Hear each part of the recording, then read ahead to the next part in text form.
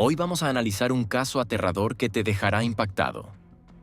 Así que mira este video hasta el final. El cuerpo de Philin fue cuidadosamente trasladado a un transporte especial para su entrega al depósito de cadáveres del condado de Maricopa. El procedimiento comenzó con el registro de los signos externos. Se anotaron los más mínimos detalles: el estado de la piel, el color, la temperatura, los rastros de agua. Un interés particular despertaron las marcas inusuales en las manos, como si la piel hubiera estado en agua caliente más tiempo del que habría sido seguro. Se tomaron muestras de sangre que mostraron la presencia de medicamentos, todos dentro de los límites de dosis permitidos, pero su combinación provocó dudas en el experto.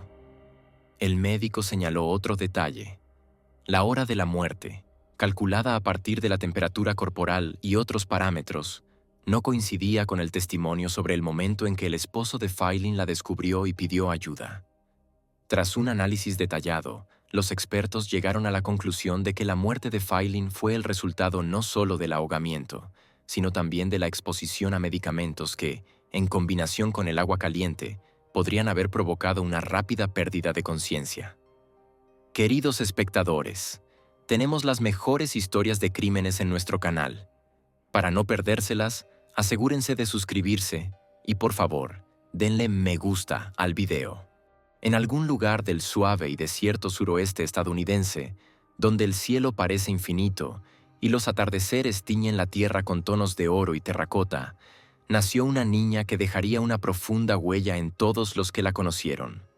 Philin Eves nació en una familia donde la fe, la honestidad y la unidad eran los valores más importantes. Sus padres pertenecían a la Iglesia de Jesucristo de los Santos de los Últimos Días y desde muy temprana edad le enseñaron a su hija la disciplina, la ayuda mutua y el respeto por los demás. La casa en la que creció siempre estuvo llena de conversaciones sobre la Biblia, historias familiares y las risas de los hijos de los vecinos que corrían al patio a jugar. Desde niña, Philin tenía una rara habilidad para escuchar y comprender. No era la chica más ruidosa de la clase, pero su atención a los detalles y su capacidad de empatía la hacían destacar entre sus compañeros. Si uno de sus amigos regresaba a la escuela de mal humor, ella se acercaba en silencio, se sentaba a su lado y encontraba palabras de aliento. Sus maestros la describían como una niña de mirada bondadosa y con una empatía innata que atraía a las personas. El rendimiento académico de Philin estaba por encima del promedio, y su amor por la lectura era casi ilimitado. Podía pasar horas con un libro, olvidándose del tiempo, y a menudo encontraba en sus lecturas las respuestas a las preguntas que se hacía a sí misma. En la adolescencia participaba activamente en eventos de la iglesia y proyectos comunitarios, ya fuera ayudando a feligreses mayores, organizando colectas benéficas o participando en el coro. Philin siempre estaba en el centro de las actividades, aunque nunca buscaba ser el centro de atención. Disfrutaba la sensación de estar haciendo algo significativo, no el reconocimiento ni los elogios. Durante esos años desarrolló una pasión por un estilo de vida saludable. Leía mucho sobre nutrición adecuada, ayudaba al equipo de atletismo de la escuela y se interesaba por la medicina y la biología. Al terminar la escuela, ingresó a la universidad eligiendo una especialidad relacionada con la psicología y la orientación familiar. Allí se hizo conocida como una persona capaz de ayudar a otros a afrontar situaciones difíciles sin juzgar ni presionar. Sus compañeros acudían a ella en busca de consejo, incluso si la conocían solo desde hacía unas semanas. Su habilidad para escuchar, razonar y al mismo tiempo mantenerse dulce y prudente se convirtió en su sello personal. Philin no buscaba un ascenso profesional rápido. Le atraía más un trabajo en el que pudiera combinar el cuidado por las personas con sus propios valores. Tras completar sus estudios, trabajó en la industria de la salud y el bienestar, ofreciendo asesoría nutricional y ayudando a sus clientes a cambiar su estilo de vida. Con cada año que pasaba, su reputación crecía. La gente confiaba en ella porque nunca ofrecía soluciones rápidas ni prometía milagros. Su enfoque era simple: pequeños pasos, constancia y fe en que una persona es capaz de más. En su vida personal, Failin era abierta, cálida y sincera.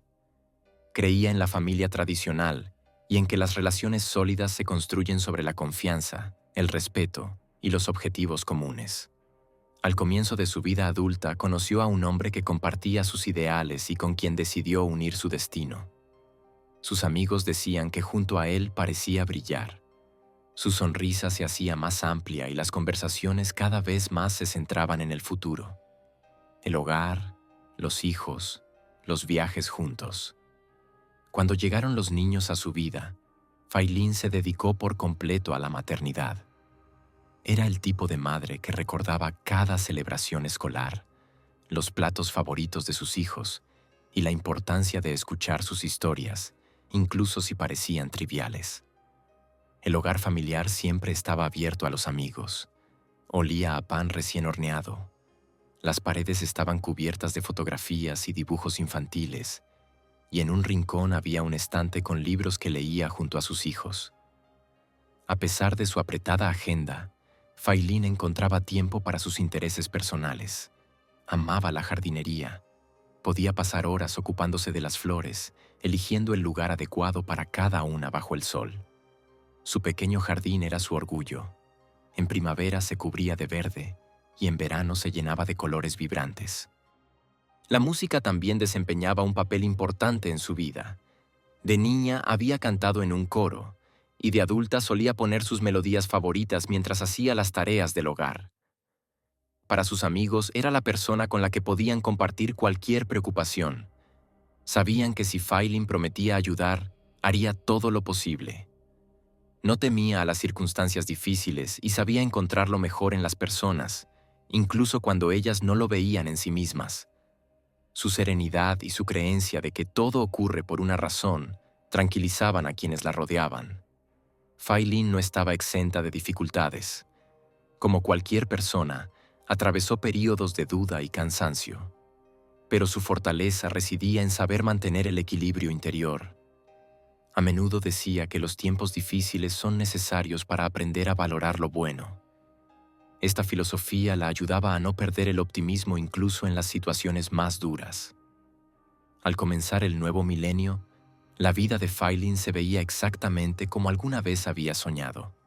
Una familia amada, un hogar, un trabajo satisfactorio y un círculo de amigos que valoraban su sinceridad y bondad. Para muchos, era un ejemplo de cómo se puede combinar la felicidad familiar, el éxito profesional y una profunda espiritualidad. Era una mujer que sabía disfrutar de las cosas simples y lo hacía con sinceridad. Pero detrás de esa imagen de bienestar externo se ocultaba una personalidad compleja y con muchas capas. Failin sabía perdonar, pero nunca olvidaba. Sabía sonreír, incluso cuando por dentro luchaba. Y aunque a los demás les parecía sumamente abierta, algunos de sus pensamientos y sentimientos permanecían inaccesibles para todos. Tal vez era esa combinación de suavidad exterior y fortaleza interior lo que la hacía tan especial. Así la recordaban. Una mujer para quien el sentido de la vida consistía en cuidar a sus seres queridos, servir a los demás y seguir sus convicciones. La noche anterior a la tragedia comenzó sin nada fuera de lo común. La casa de los Grant estaba llena de esa calma especial, casi hogareña, que solo se encuentra en los vecindarios donde todos se conocen y donde la vida parece detenerse después del atardecer. El sol poniente se escondía en el horizonte tiñendo las nubes de tonos dorado carmesí, y las luces cálidas ya se encendían en las ventanas de las casas vecinas. La cocina de los Grant olía a la cena. Una olla con caldo se enfriaba lentamente en la estufa, y una taza de té a medio terminar reposaba sobre la mesa. Todo parecía indicar que el día llegaba a su fin tranquilamente, ordinario, predecible, como cientos de días anteriores. Pero en ese ambiente familiar se percibía una tensión casi imperceptible, imposible de medir con instrumentos, pero que podía sentirse por cualquiera que hubiera estado allí en ese momento. Failin estaba en casa. Tras un reciente viaje a las montañas, donde, según sus amigos, había tropezado y sufrido una lesión, aún no había recuperado completamente sus fuerzas. Los medicamentos recetados por el médico la volvían somnolienta y le provocaban dolores. Aún así, intentaba mantener su ritmo habitual. Hablar con los niños, responder cartas, guardar la ropa limpia en el armario. Sus movimientos eran un poco más lentos, su voz más suave que de costumbre. Parecía esforzarse por irradiar calidez, compensando su propio cansancio. Afuera, la noche estaba tranquila.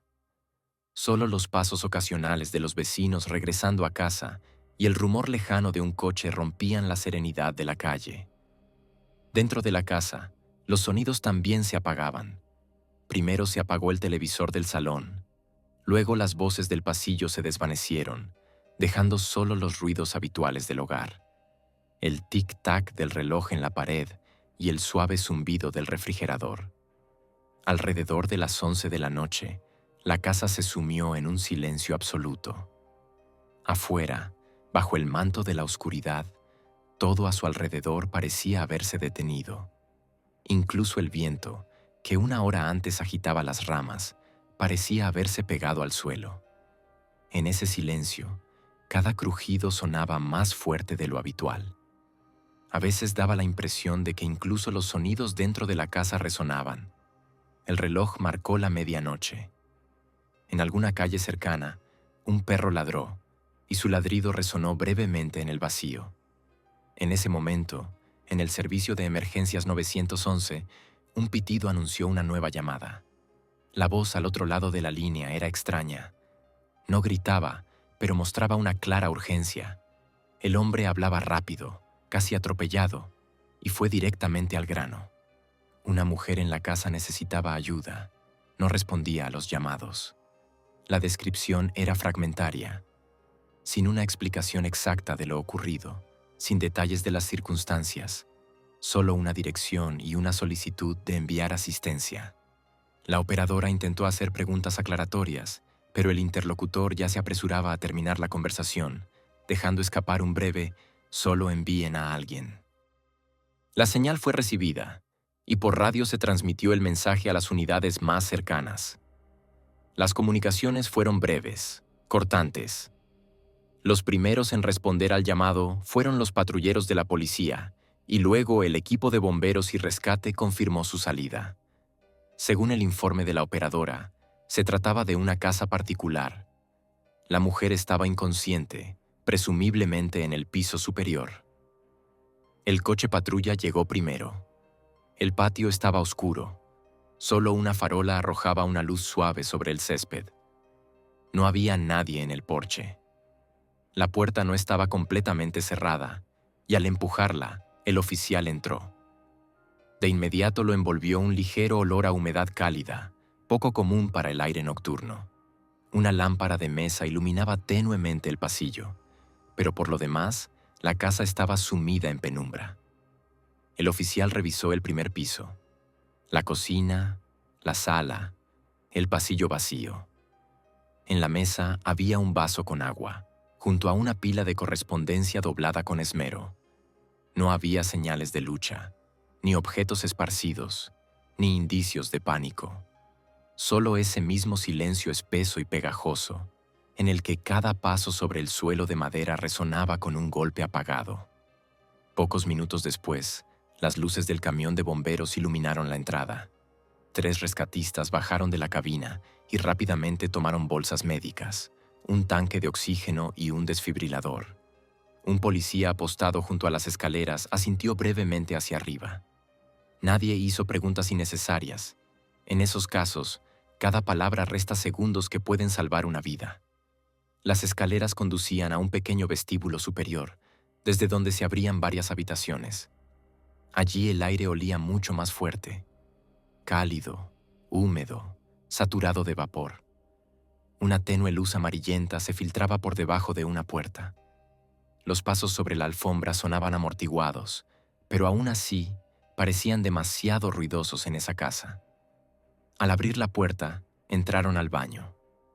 Una gruesa capa de condensación cubría los espejos y los azulejos.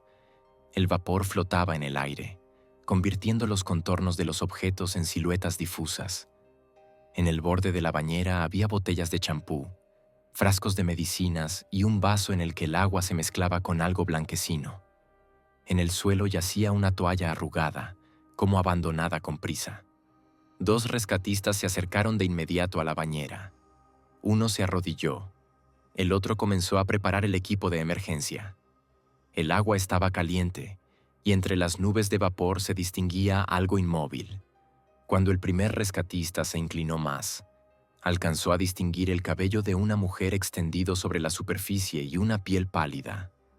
Extendió la mano, tratando de alcanzar lo que yacía bajo el agua, y en ese instante un silencio mortal reinó en la habitación, roto solo por el suave goteo del grifo. Todos los presentes comprendieron que habían entrado en esa casa no solo para brindar ayuda. Se habían convertido en testigos de un momento que dividiría la vida de sus habitantes en un antes y un después. La primera mañana después de la trágica noche, recibió al vecindario con un ajetreo inusual.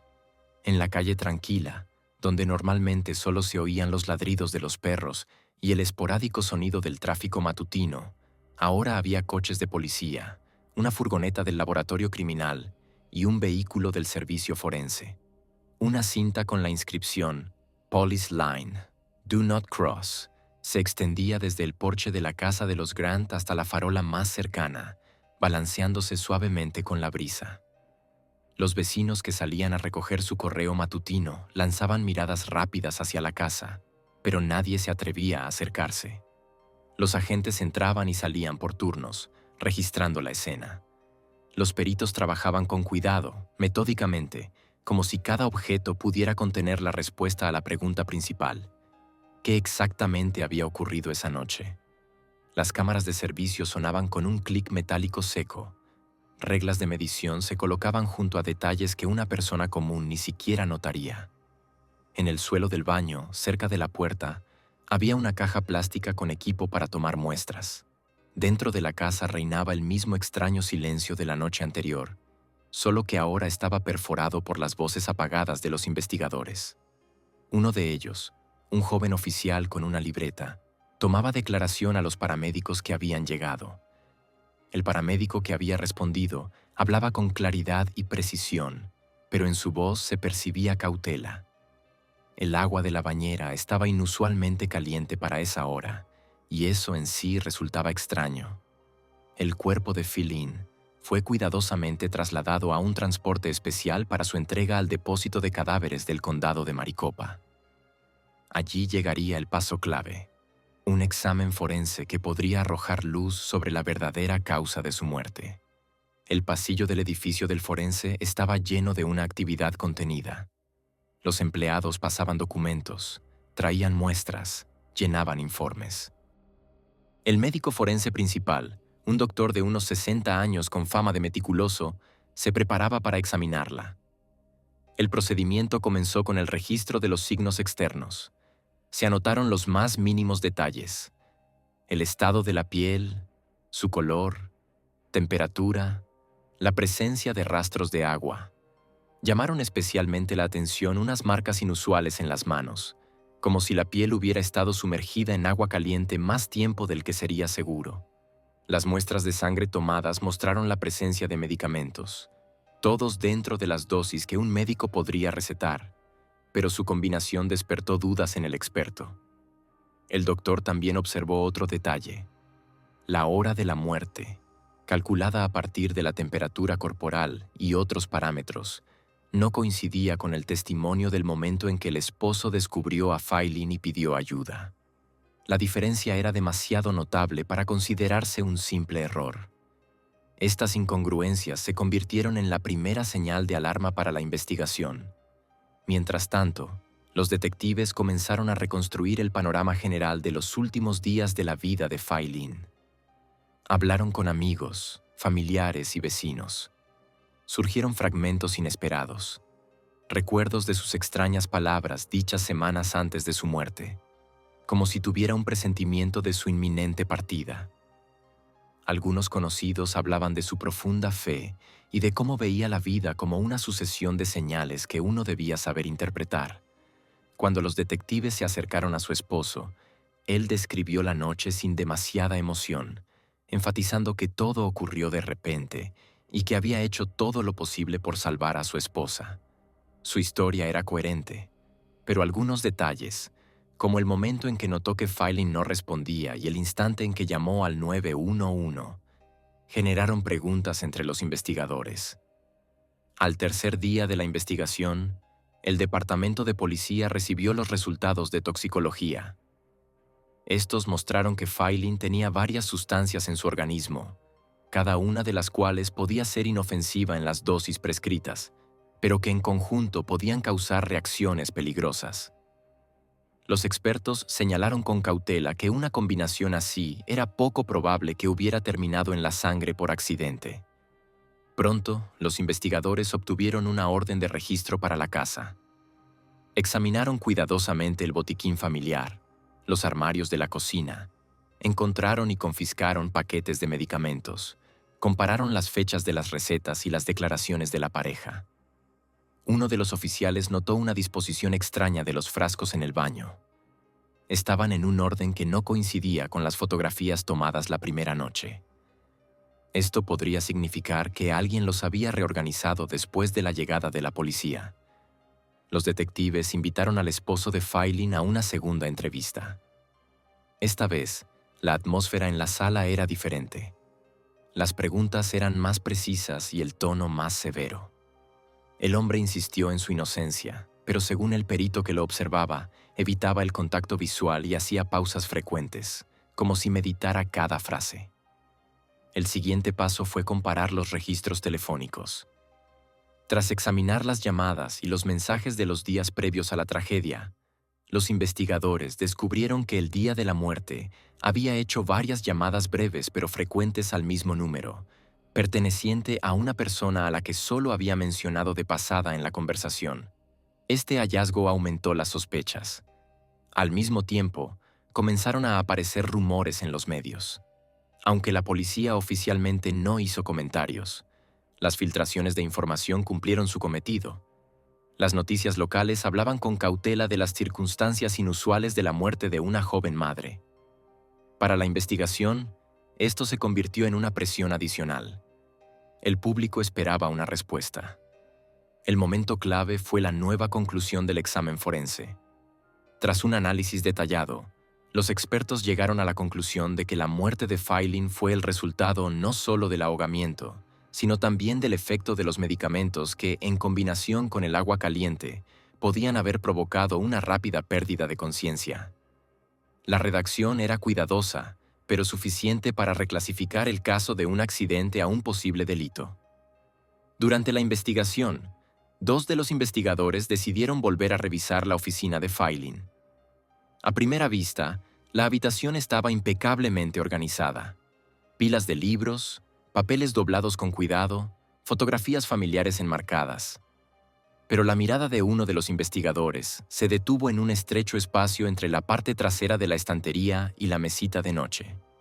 Al mover ligeramente el estante, notaron una pequeña caja envuelta en tela. Dentro había varios cuadernos con las cubiertas desgastadas. El papel era suave, las páginas amarillentas, pero la caligrafía era ordenada, con letras redondeadas. En la primera página había una fecha escrita varios meses antes de la tragedia y una breve frase: «Dios sabe cuándo volveré a casa». Las siguientes entradas eran aún más extrañas. En un momento, Filin describía un sueño en el que estaba de pie con el agua hasta las rodillas mientras alguien detrás de ella decía: «Es hora». En otro reflexionaba que a veces, las puertas se cierran incluso cuando no estamos listos para salir. Para los investigadores, estas frases se convirtieron en una clave fría para comprender su estado interior. Empaquetaron cuidadosamente los cuadernos en bolsas de evidencia y los llevaron al laboratorio, donde los expertos confirmaron que la escritura pertenecía a la propia Filin. Estas notas cambiaron instantáneamente el curso de la investigación. Para la defensa, parecían pruebas directas de que la mujer se había estado preparando para su muerte desde hacía tiempo. Para la fiscalía, parecían una coincidencia extraña que podía haber sido aprovechada por alguien que estuvo con ella en sus últimos momentos. basándose en las pruebas reunidas, declaraciones de testigos, opiniones de expertos, resultados de registros y registros telefónicos. Los detectives emitieron una orden de arresto. Una mañana, varias semanas después de la tragedia, un coche patrulla se detuvo frente a la casa. 2 agentes uniformados y un detective de civil se acercaron a la puerta. La conversación fue breve. Le informaron al hombre que quedaba detenido bajo sospecha de estar implicado en la muerte de su esposa. Su rostro no mostró sorpresa ni indignación. Se dejó esposar en silencio y fue conducido hasta el coche, mientras las siluetas de miradas curiosas comenzaban a reunirse tras las cortinas de los vecinos.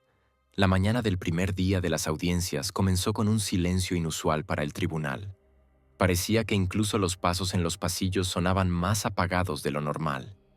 Los guardias de seguridad estaban apostados en las puertas de la sala con rostros imperturbables, revisando la credencial o invitación de cada persona que entraba. Quienes lograban entrar sabían que estaban a punto de presenciar hechos que ya formaban parte de la historia de su ciudad. Los periodistas con grabadoras y cuadernos se sentaban en los bancos, intercambiando breves comentarios en voz baja de vez en cuando. Las cámaras de televisión, fijas sobre trípodes, apuntaban hacia el estrado del juez y la mesa de la fiscalía. Antes de que comenzara el juicio, alguien presente notó que incluso el aire en la sala parecía denso, cargado de una mezcla de expectación y tensión. Pronto se abrieron las puertas y el acusado entró en la sala. Llevaba un traje oscuro, con la chaqueta abotonada hasta el último botón. Sus pasos eran lentos pero firmes, su mirada fija al frente, como si intentara no cruzarse con los ojos de los espectadores. Detrás de él iba un abogado con una gruesa carpeta de documentos. El juez, un hombre severo de sienes grises, tomó asiento. El mazo de madera golpeó suavemente el estrado y el juicio comenzó. El fiscal, un hombre seguro de sí mismo, se puso de pie y abrió la carpeta. Su declaración inicial estaba construida de tal modo que cada frase quedara grabada en la memoria del jurado. Este caso trata sobre la confianza, la lealtad y lo que ocurre cuando esos valores se traicionan. Habló sobre el día de la tragedia, sobre las sustancias encontradas, sobre las discrepancias en la hora de la llamada a la ambulancia. Su discurso contenía no solo hechos, sino también sutiles insinuaciones psicológicas. Describió cómo la atención de los expertos se centró en los frascos colocados en los estantes, cómo todo en el baño parecía dispuesto deliberadamente en un cierto orden. Esas imágenes resultaban impactantes, incluso para quienes no conocían los detalles del caso. La defensa comenzó su alegato de otra manera, con suavidad, sin recurrir a las emociones. El abogado recordó que la vida del acusado estaba estrechamente ligada a la iglesia y la familia, que era un buen padre y esposo. Enfatizó que Filin era una mujer profundamente religiosa que creía en la predestinación del destino y que sus propias palabras en los diarios indicaban una disposición a partir cuando llegara el momento.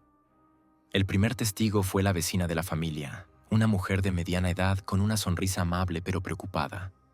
Dijo que el día de la tragedia no había notado nada sospechoso, pero que unas semanas antes había escuchado a Filin contarle sueños extraños. Estas palabras causaron impresión en el jurado, pero la defensa se levantó de inmediato y formuló una pregunta aclaratoria. ¿No puede usted afirmar que esos sueños fueran algo más que simples imágenes de su imaginación, verdad? La testigo vaciló un momento y luego respondió: No, no puedo. A continuación hablaron los expertos. El patólogo forense, seco y preciso en sus expresiones, presentó los resultados de la autopsia. Su informe estuvo acompañado de diapositivas proyectadas en una pantalla. Explicó que la combinación de sustancias encontradas podría haber provocado una rápida pérdida de conciencia, especialmente con la alta temperatura del agua. Pero, enfatizó el experto, las sustancias en sí mismas no eran letales en dosis estándar, lo que dejaba abierta la pregunta de cómo exactamente habían terminado en tales cantidades en el sistema de Filin. El fiscal aprovechó este momento para mostrar fotografías de la escena. La primera imagen mostraba un baño limpio y ordenado. La segunda mostraba frascos en un estante, con una disposición diferente a la de la primera. ¿Qué pasó entre estas imágenes?, preguntó, dirigiéndose al jurado. La defensa respondió que tales cambios podrían haber sido realizados por los propios investigadores o médicos, y que no existía evidencia directa de que el acusado hubiera tenido algo que ver con ello. Este momento provocó una acalorada discusión entre las partes, y el juez pidió al jurado que dejara de lado cualquier disputa hasta haber escuchado todos los testimonios.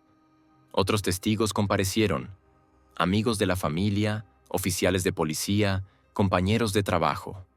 Cada uno añadió una pequeña pieza al cuadro general, pero cuantos más fragmentos aparecían, más difícil resultaba unirlos en una imagen coherente.